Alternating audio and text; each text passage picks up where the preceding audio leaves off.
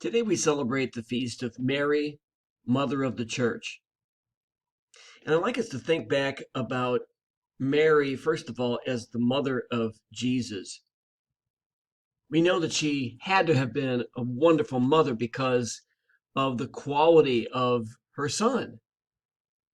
And so, what did she do that made Jesus such a great man? Well, she did those things that mothers do. She nurtured him. She taught him. She taught him right from wrong. She taught him the basic ways to behave. She always supported him. She was always behind him. In the Gospel of John, we even know that she supported him all the way to his death. She stood there at the moment of his passion, suffering, and death.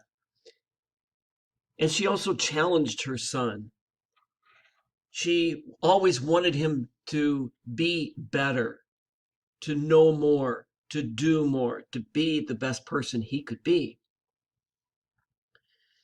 So we know now that Mary is the mother of the church.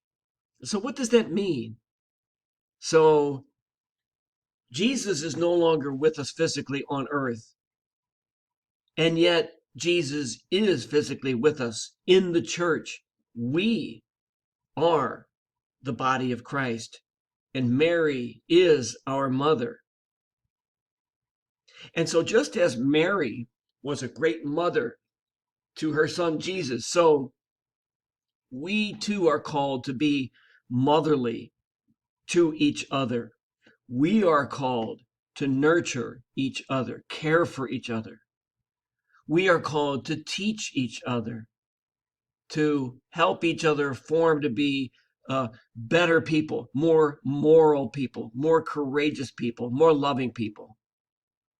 We are called to support each other, to hold each other up, to congratulate each other, to praise each other when we do well. And we are called, as Mary did to Jesus, to challenge each other, to call each other out so that we can be better people, so that we can be the best person that we can be, so that we can be, as a collective, truly the body of Christ, truly the presence of Christ on this earth.